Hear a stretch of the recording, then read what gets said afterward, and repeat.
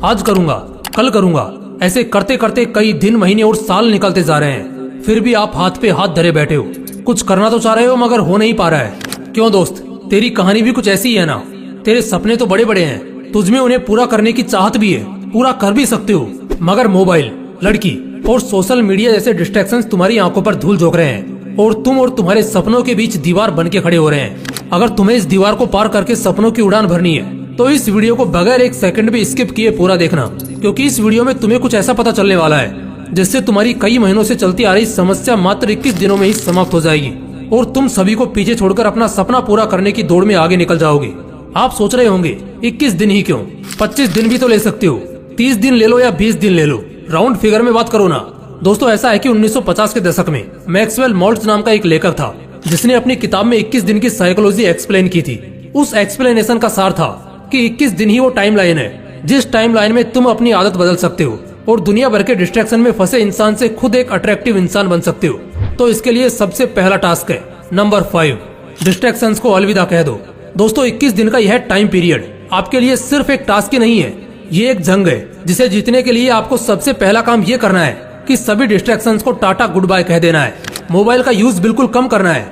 कम से मेरा मतलब है आप मोबाइल तभी यूज करोगे जब आपको उसकी सबसे ज्यादा जरूरत है, और उससे भी पहले आप एक काम करो, अपने मोबाइल से इंस्टाग्राम और फेसबुक जैसी सभी तरह की सोशल मीडिया एप्स को डिलीट कर दो, ताकि बांस भी नहीं रहेगा और डिस्ट्रैक्ट करने वाली बांसुरी भी नहीं बजेगी। दोस्तों, ये सोशल मीडिया डिस्ट्रैक्शन ही है जिसने आपको सपनों की उड़ान भरने से रोक रखा है, आपको जकड़ रखा है। इस जकड़ से अगर बाहर निकलना है ना तो इस जकड़ को तोड़ना होगा। मानता हूँ कि ये आपके लिए आसान नहीं होगा, बार बार मोबाइल की ओर हाथ जाएगा, पर आपको आपकी विल पावर के दम पर उसे जाने से रोकना है। बस 21 दिन उसे रोक के रखो और 21 दिन बाद रिजल्ट देखो। Number 4, wake up early in the morning. आपको हंसी आ रही होगी कि सपना पूरा करने के लिए सुबह 4 बजे उठने की क्या जरूरत है ना। इसी हंसी के साथ आपको यही सवाल स्टीव जॉब्स से पूछना चाहिए, क्योंकि जब तक वो जिंदा रहे वो इसी टाइम पर उठते थे। यही सवाल आपको दुनिया को योग और ज्ञान का पाठ पढ़ाने वाले गुरु और हमारे देश के प्रधानमंत्री से पूछना चाहिए, क्योंकि ये लोग भी इसी टाइम को the perfect time of success कहते हैं। 4 बजे उठने का मतलब यह नहीं है कि आप बहुत एक्टिव हो, इसका मतलब यह भी होता है कि आप अपने सपने, अपने गोल को अचीव करने की होड़ में फुल्ली फोकस्ड हो। सर्दी के दिनों में जब चद्दर से निकलने का बिल्कुल भी मन नहीं करता, तब भी अपनी विल पावर की क्षमता को जानकर वही इंसान उस टाइम पर उठ सकता है जिसकी जिद ज्वालामुखी के समान हो। खुद से वादा करो कि 21 दिन के इस सफर में आप किसी भी हालत में हर दिन सुबह 4 बजे उठोगे। नंबर 3, फिटनेस पर ध्यान दो। आपको एक किस्सा बताता हूँ। एक इंसान था, उसका बचपन से एक सपना था कि एक दिन वो एक ऐसा मुकाम हासिल करेगा जहाँ उसे बैठे बैठे सब मिलेगा। वो फुल ऐसो आराम की जिंदगी जिएगा। वो अपने गोल को अचीव करने के प्रति फुल्ली डेडिकेटेड था। उसका डेडिकेशन लेवल इतना हाई था कि ना तो वो ठीक से सोता और ना ही ठीक से खाता था। उसने अपना सपना पूरा करने के लिए कोई भी कसर नहीं छोड़ी थी। वो सोचता था कि गोल अचीव करने के बाद तो यह सब करना ही है। अपने इसी डेडिकेशन, अपनी इसी खून पसीना एक कर देने वाली मेहनत के दम पर उसने वो मुकाम हासिल भी कर लिया। अब उसके पास वो सब कुछ था जिसे पाने के उसने सपने देखे थे।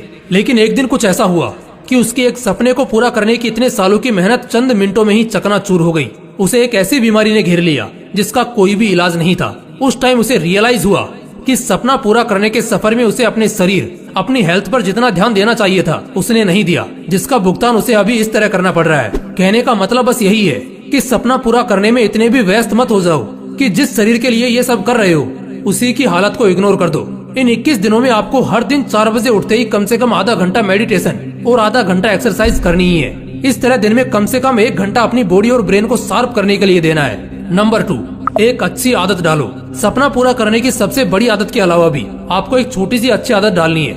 आप दिन भर घर पे बैठे बैठे सोशल मीडिया स्क्रॉलिंग या ऑनलाइन गेम्स खेलने की आदी हो चुके हो, तो आउटडोर गेम्स खेलने की आदत डालो।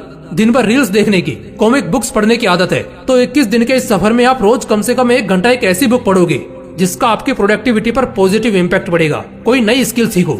ऐसी आदत डालने से न केवल आपको कुछ नया सीखने को मिलेगा, बल्कि इसका आपकी थिंकिंग पावर पर भी एक पॉजिटिव इम्पैक्ट पड़ेगा।